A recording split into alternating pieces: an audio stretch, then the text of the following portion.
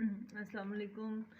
क्या हाल चाल है जनाब सबका। अल्लाह ताला सबकी ज़िंदगी में बहुत बहुत खुशियाँ लेके और खुश रहें, आबाद रहें।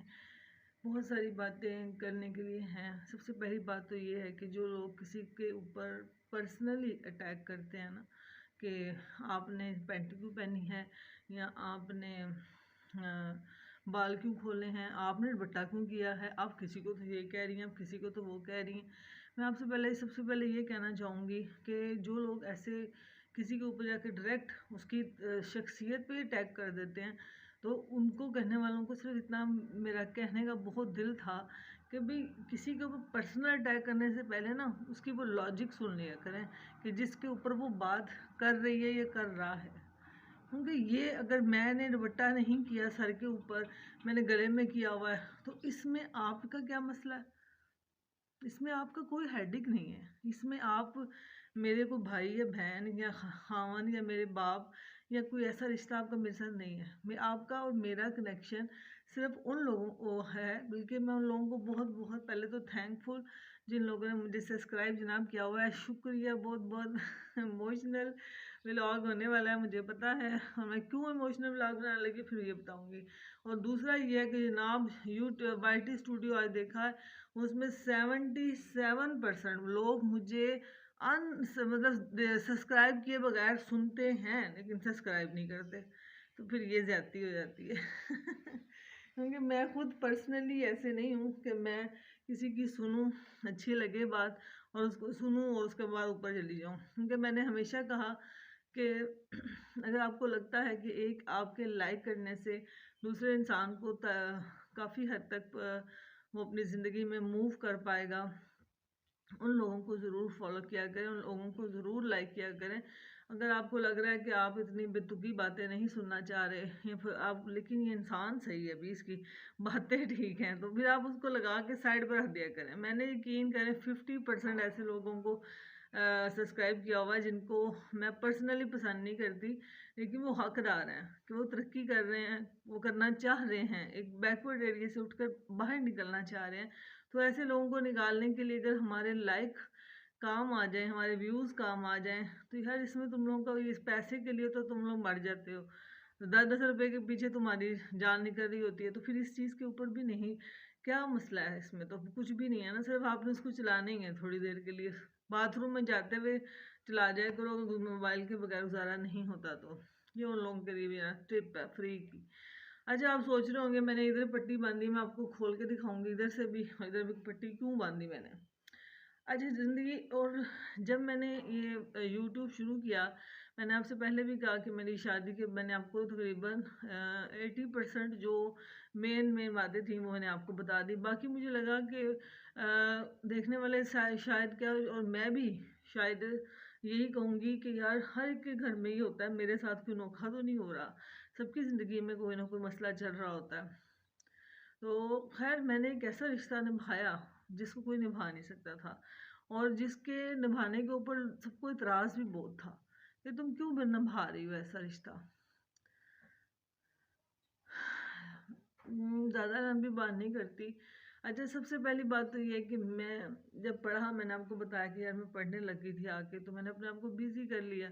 अच्छा, ज़िंदगी के 19 साल, 20 साल शादी के हो गए, 19 साल तक मैं बिज़ी रही पढ़ाई में, पढ़ाने में। और ये 1 साल हुआ है अम्मी की डेथ हुई है, एक बेबी हुआ था, उसके बाद मैं नहीं उठ सकी। ये टेंशन मुझे नहीं उठने दिया। तभी मैंने कई दफ़ा आपसे बात की, और इसीलिए मैं सोशल मीडिया पे आई कि वही बात मैंने आपको बताई थी कि डॉक्टर ने कहा था कि आप थोड़ी सी निकलने के लिए वहाँ से कोई ऐसी एक्टिविटी कर लिया करें जो आपको अच्छी लगती है। तो वो एक्टिविटी मेरे पास कोई थी नहीं ऐसी, तो इसलिए मैं इसके ऊपर बात सबसे परमिशन लेके मैं आई बाकायदा तौर पे कि मैं ऐसे चैनल बनाना चाह रही हूँ। तो सब ने कहा कि कौन, वैसे जो सही मेरे वेल विशर ने कहा कौन सा भाग के लोग ना कर लेना। मैंने कहा यार की पता मेरी को किस्मत साथ दे ही जाए, कोई पता होता है। अच्छा जनाब, इतने ज़्यादा सारी ज़िंदगी ससुराल की है, सारी ज़िंदगी मैंने ससुराल की है। इन लोगों ने मुझे, वो कहते हैं ना, वो कोल्लू की भैंस होती है ना, उसके आँखों में पट्टी बांध देते हैं तो घूम ही जा घूम ही जा।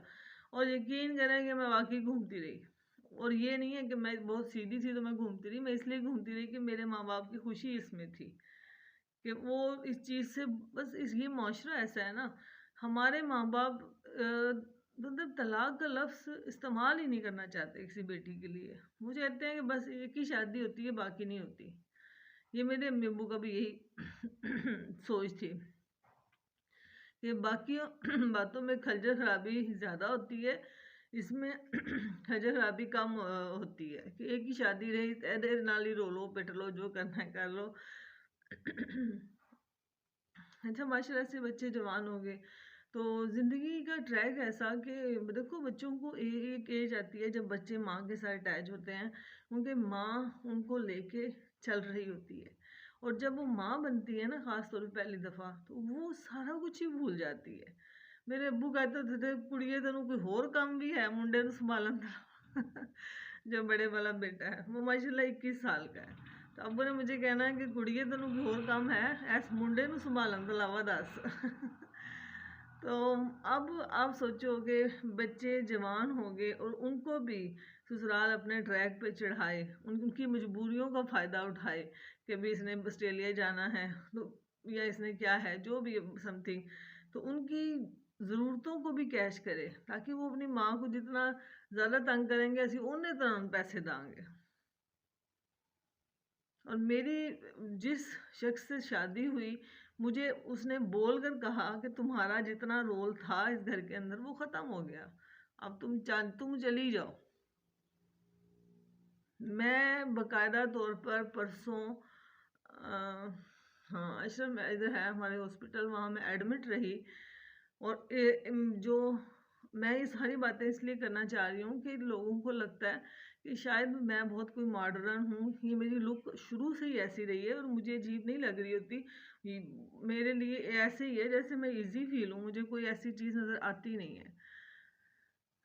बस उस दिन मुझे नहीं समझ आती कि खैर मार कुटाई तो इस घर का मामूल है, लेकिन मैंने बच्चों की ज़िंदगी की खातर, उनकी शादियों की खातर, मेरा ज़िंदगी में एक ही फ़ैसला था। जब अम्मी गई, अम्मी की डेथ पे सारे बैठे हुए थे, सब ने कहा कि माँ अब भी फ़ैसला कर ले, बस कर दे, बूढ़ी हो गई है, थक जाएगी, मसले हैं। मैंने कहा भाई अब जहाँ इतना टाइम गुजर गया, अब बच्चों की शादियाँ होनी है, का टाइम है आगे, तो मैं अब क्या पीछे हटना, बच्चों की शादियाँ नहीं हो सकेंगी। लेकिन यकीन करें कि जब ऐसे वीक पॉइंट लोगों को पता चल जाते हैं कि बच्चों को ही छोड़ के तो जाएगी नहीं, काम वाली मुफ्त की मिली हुई है, हर चीज़ मुफ्त का हो रहा है। आप देखो, आप काम वाली रखो ना, वो 5,000 मांगती हैं आज के दौर में, तो इतना बड़े घर की सफाई करे, मैं अकेले करती हूँ, मैं अकेले किचन का सारा काम करती हूँ। ये राहिदा मलिक साहिबा हैं, या दूसरी और भी बहुत साबे साबे सूबे हैं, दो दो काम वालियाँ रखी हुई हैं। तो इन लोगों से मेरे बस इनको देख के मैं ये कि सिर्फ हमेशा इसलिए मैं डिमोटिवेट होती हूँ कि इन लोगों के साथ इनके हस्बैंड खड़े होते हैं, और दूसरा इनके साथ पूरा पूरा घर शामिल है, इन्होंने अपनी बेटियों को आगे लेके आए हैं। मैं ला सकती हूँ, लेकिन मेरे अंदर वो खून ही नहीं है। मेरे माँ बाप, मेरे माँ भाई इस चीज़ को पसंद नहीं करेंगे कि अब बच्चियाँ हमारी, मतलब जिनकी शादियाँ नहीं हुई, उनको ऐसे मतलब आना और उनका नाम लेना कि बार बार ये उसकी वार्डरोब है, ये मतलब उसकी पर्सनल चीज़ों को शेयर करना, दिस इज़ नॉट फेयर, इस वजह से। लेकिन मैं ज़िंदगी सारी तो मार खाई खाई है, मेरे पास अब था टाइम कि मैं छोड़ दूँ, लेकिन मैंने इसलिए नहीं छोड़ा कि मेरे दिमाग में एक बात आती थी कि हाँ यार, मैंने इतना टाइम गुजार दिया, अब बच्चों की ज़िंदगी का सवाल अब नहीं छोड़ना। उस इंसान ने कोई भी वजह बना लेता है, मैं आपको कोई मेजर वजह बता ही नहीं सकती, क्या बताऊँ, कोई इंसानियत वाली बात हो तो बताऊँ। अच्छा, बता देती हूँ, पखा क्यों चल रहा है, मतलब अब गीला फर्श या पंखा चलाता है, दे गाली ते गाली, एक्सपोज बैल दूजी तो तीजी वाली बुआ नहीं खोलिया, उस पे लड़। एक दिन रात को, परसों, पता नहीं पंखा चलता रहा या क्या था, तो उसके हाथ में ना वो मुझे नहीं पता कि मेरा बेटा खड़ा था बाहर दोस्तों के साथ, मैं समझी कि वो दरवाजे को ना ऐसे क्यों मार रहा है। मैंने उससे पूछा कि तुम दरवाजे पे क्यों मार रहे हो ऐसे, ये देखें, उसने मेरे ऐसे हाथ मरोड़े और ऐसे, ये है इंसानियत है, मुझे बताएं, ये देखिए, ये नाखून इतने मारे, ये मैं सिर्फ अभी आपको हाथ दिखा रही हूँ, फिर मैं आपको नेक्स्ट इसकी मूवमेंट दिखाऊंगी कि ये मेरे साथ जुल्म। और इधर भी चोट है, ये चोट अब सामने थी तो मैंने आपको दिखा दी। और इसकी स्वेलिंग इस कदर है, गन्ना यहाँ इतनी ज़ोर से मारा है कि मैं कुछ कर नहीं सकी, मैं बोल नहीं सकती। और उस वक्त भी मैं नहीं बोल सकी। ये है कि मेंटली बहुत डिस्टर्ब हो जाती हूँ। मेंटली इसलिए डिस्टर्ब हो जाती हूँ कि जब ये ख्याल आता है ना, इतनी मार खाने के बाद भी माँ नहीं आनी, किसी ने मुझे कुछ, तो फिर बहुत तकलीफ होती है। तो बस ये मैं इतना कहूँगी कि अपनी बेटियों की शादियाँ, पहले तो उनकी अपॉर्चुनिटी होनी चाहिए कि बच्चियाँ क्या पसंद करती हैं।